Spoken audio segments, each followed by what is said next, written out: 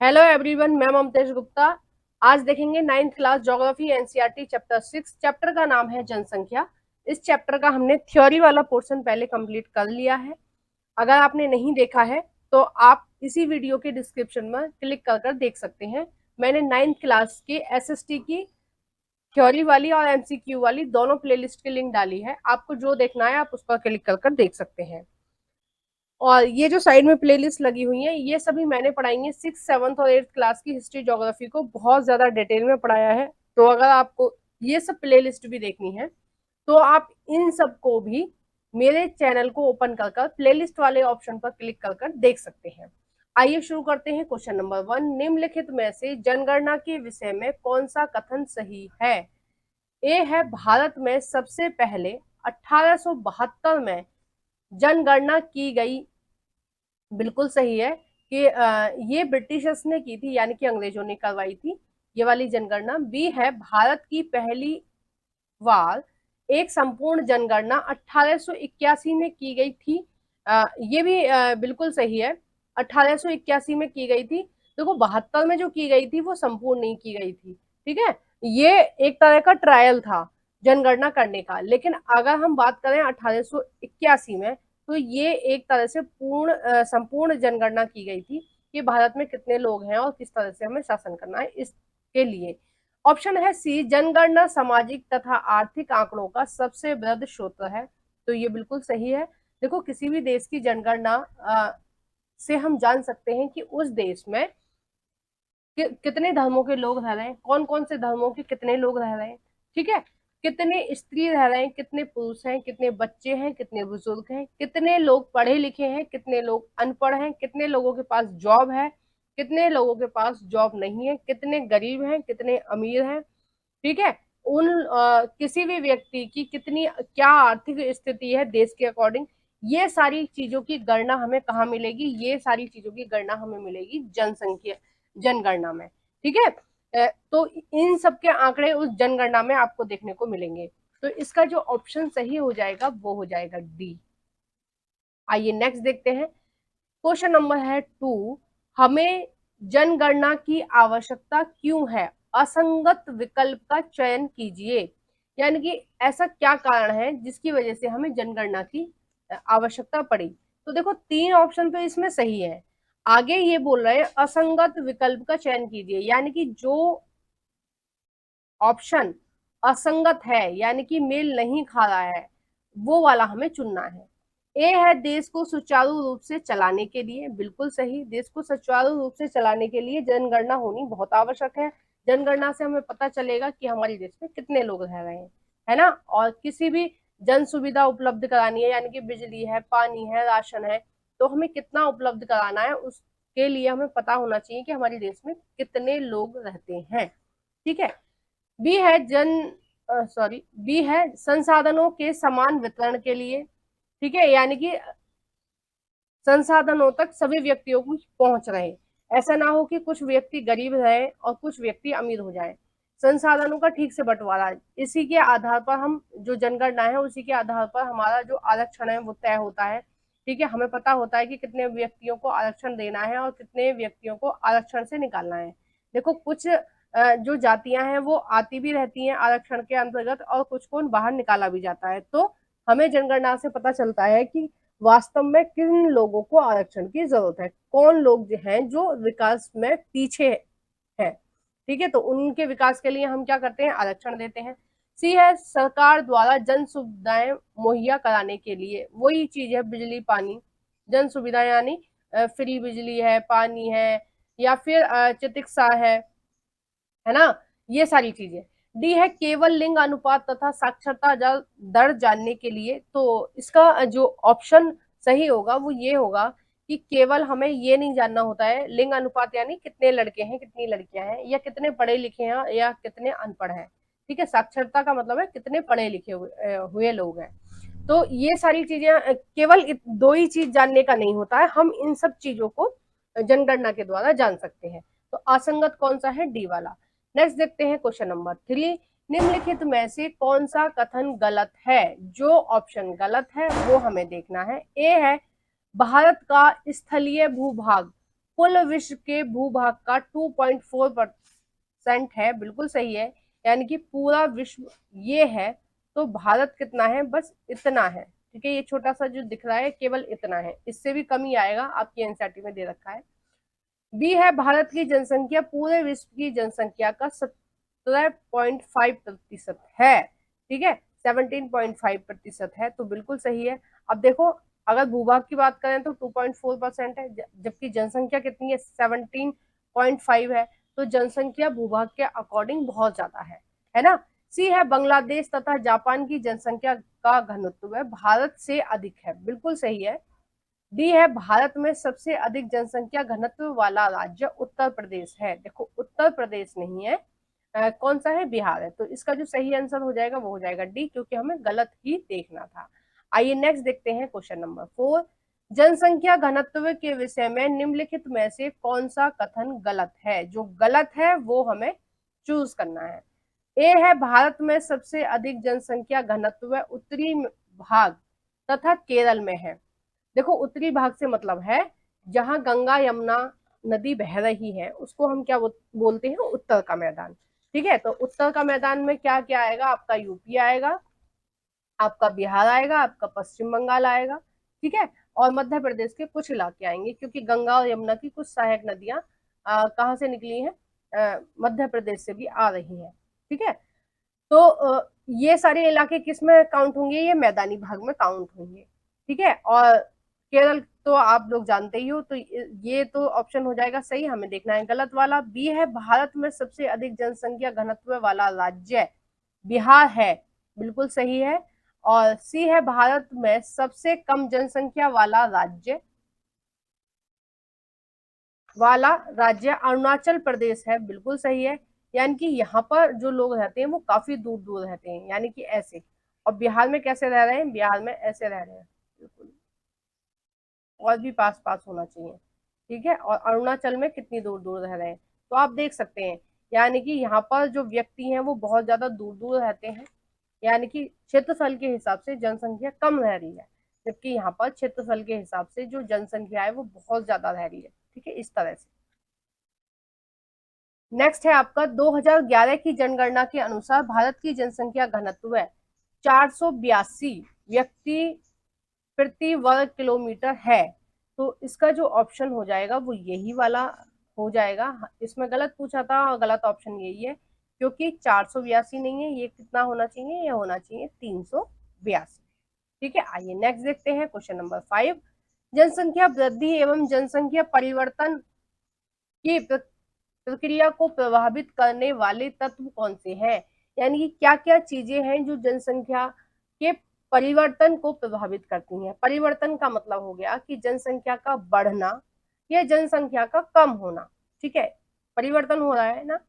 तो कौन कौन से ऑप्शन है जो जनसंख्या को बढ़ने में या घटने में मदद कर रहे हैं या प्रभावित कर रहे हैं, ठीक है। ए है जन्म दर, बी है मृत्यु दर, सी है प्रवास, डी है ये सभी या उपरोक्त सभी। तो इसका जो सही आंसर हो जाएगा वो हो जाएगा उपरोक्त सभी। देखो, जन्म दर अगर ज्यादा होगी तो जनसंख्या में वृद्धि होगी, जन्म दर कम होगी तो जनसंख्या में कमी होगी। देखो, इसका उल्टा होता है मृत्यु दर। अगर मृत्यु दर ज्यादा है, यानी कि 100 बच्चे अगर जन्म ले रहे हैं तो उसमें से 50 बच्चे अगर जीवित रह रहे हैं, यानी कि अगर मृत्यु दर ज्यादा है तो वहां की जनसंख्या क्या हो जाएगी, कम हो जाएगी। और मृत्यु दर कम है, यानी कि 100 बच्चे जन्म ले रहे हैं और 90 बच्चे अगर जीवित रह रहे हैं, यानी कि 90 बच्चे 60 साल तक पहुंच रहे हैं, तो वहां की जनसंख्या, उस देश की जनसंख्या क्या है, काफी बढ़ जाएगी, ठीक है। प्रवास से मतलब है किसी स्थान को छोड़कर जाना या किसी स्थान पर आकर बसना। देखो, गांव से ज्यादातर पलायन हो रहा है, छोड़कर जा रहे हैं, प्रवासी जो है वो कहीं और जाकर बस रहे हैं, यानी कि शहरों में या विदेशों में जाके बस रहे हैं। तो गांव की जो जनसंख्या वो दिन प्रतिदिन कम होती जा रही है और शहरों की जनसंख्या बढ़ती जा रही है। आइए नेक्स्ट देखते हैं क्वेश्चन नंबर 6। ग्रामीण क्षेत्रों में जनसंख्या अपकर्षण के क्या कारण है। यानी कि जनसंख्या कम होने के क्या कारण है। अपकर्षण माने लोग उस स्थान को छोड़कर जा रहे हैं, उनको वो पसंद नहीं आ रही है, क्या कारण है कि जो लोग हैं वो गांव को छोड़कर जा रहे हैं। ए है मूलभूत सुविधाओं की कमी, बिल्कुल सही है। बी है रोजगार के अवसर का कम होना। देखो ज्यादातर जो रोजगार है यानी कि जो नौकरियां वो खेतों में ही होती हैं, ठीक है। तो एक सीमित लिमिटेड टाइम के लिए उनको रोजगार मिलता है यानी कि उनको काम मिलता है। अब देखो काम नहीं होगा तो इंसान के पास पैसे भी नहीं आएंगे, पैसे नहीं आएंगे तो वो खाएगा क्या। तो एक लिमिटेड अवसर है, तो ज्यादातर जो लोग हैं वो शहर में जॉब ढूंढने के लिए जाते हैं। सी है अच्छे स्वास्थ्य व शिक्षा की सुविधा ना होना। देखो बड़े बड़े हॉस्पिटल आपको शहरों में ही मिलेंगे, गांव में नहीं मिलेंगे। तो ये सभी कारण हैं जिनकी वजह से जो ग्रामीण क्षेत्र की जनसंख्या जो है वो कम हो रही है, या वहां से लोग पलायन करना पसंद कर रहे हैं यानी कि गांव को छोड़ रहे हैं। नेक्स्ट है क्वेश्चन नंबर 7, नगर तथा विदेश में जनसंख्या अभिकर्षण का कारण नहीं है। अभिकर्षण का मतलब हो गया कि वहां पर लोग रहने के लिए जा रहे हैं, ठीक है। यानी कि 3 इसमें जो ऑप्शन है वो ऐसे हैं जिनकी वजह से अब अभिकर्षण हो रहा है, यानी कि इन 3 कारणों की वजह से जो लोग हैं वो शहरों में या विदेश में जाना पसंद कर रहे हैं, सिवाय एक को छोड़कर। अब वो एक कौन सा कारण है वो आपको देखना है, ठीक है। तो कौन सा कारण नहीं है वो देखना है। ए है साफ सफाई तथा स्वच्छ वातावरण। बी है रोजगार सुविधाएं। देखो रोजगार सुविधाएं मिलेंगी तो कोई भी व्यक्ति एक स्थान छोड़कर दूसरे स्थान जाता है। सी है अच्छा जीवन। तो ये भी सही है, अच्छा जीवन से मतलब है जीवन स्तर जो है अच्छा मिलता है। अब जैसे शहरों में ज्यादातर प्रॉपर लाइट देखने को मिलती है, सिस्टमेटिक तरीके से घर बने होते हैं, तो वहाँ का जो जीवन स्तर है वो कैसा होता है, अच्छा होता है, अकॉर्डिंग टू गांव के, ठीक है। डी है बेहतर मूलभूत सुविधाएं। मूलभूत सुविधाएं यही होता है बिजली, पानी, राशन, ये सारी जो चीजें हैं ये नियमित रूप से आपको कहाँ देखने को मिलेंगी, शहरों में मिलेंगी। पार्क है, बच्चों की शिक्षा अच्छी है, और हेल्थ से रिलेटेड कोई भी प्रॉब्लम है तो शहर के गांव के मुकाबले शहरों में ज्यादा सुविधाएं हैं। तो इसका जो ऑप्शन नहीं सही नहीं है वो हो जाएगा ए, कि कोई भी व्यक्ति केवल इसलिए गांव को नहीं छोड़ देते हैं कि शहरों में ज्यादा सफाई है या विदेश में ज्यादा सफाई है ना। केवल इसलिए नहीं छोड़ रहे हैं, जबकि कई जगह ऐसा होता है कि शहरों में सफाई कम देखने को मिलती है और गाँव में सफाई देखने को ज्यादा मिलती है, ठीक है। तो इसका जो ऑप्शन सही हो जाएगा वो हो जाएगा ए। नेक्स्ट देखते हैं क्वेश्चन नंबर 8, निम्नलिखित में से किस क्षेत्र में प्रवास आबादी की संख्या, वितरण एवं संरचना में परिवर्तन लाती है। यानी कि किन कारणों से प्रवास, यानी कि लोग किसी स्थान को छोड़कर जा रहे हैं या आ रहे हैं किसी स्थान पर, तो ये जो जनसंख्या का जो वितरण है उसकी संरचना में परिवर्तन लाती है। जैसे हमारा दिल्ली है, तो दिल्ली में प्रतिवर्ष बहुत सारे लोग यहाँ पर जॉब के लिए आते हैं, तो इस वजह से हमारी दिल्ली की जो जनसंख्या है वो दिन प्रतिदिन बढ़ती जा रही है, क्योंकि जॉब की तलाश में हमारे यहाँ पर आ रहे हैं लोग, है ना। तो ऑप्शन देखते हैं। ए है प्रस्थान करने वाले क्षेत्रों में, यानी कि लोग जिस स्थान को छोड़कर जा रहे हैं उनमें परिवर्तन आता है। बी है आगमन वाले क्षेत्रों में, यानी कि जिन स्थानों पर लोग रहने के लिए आ रहे हैं उन स्थानों पर आबादी में परिवर्तन आता है। सी है प्रस्थान एवं आगमन दोनों क्षेत्रों में। तो इसका जो सही आंसर हो जाएगा वो हो जाएगा सी, कि दोनों ही कंडीशन में आबादी के वितरण में परिवर्तन आता है, ठीक है। नेक्स्ट देखते हैं क्वेश्चन नंबर 9, जनसंख्या में बच्चों का एक बहुत बड़ा अनुपात निम्नलिखित में से किसका परिणाम है।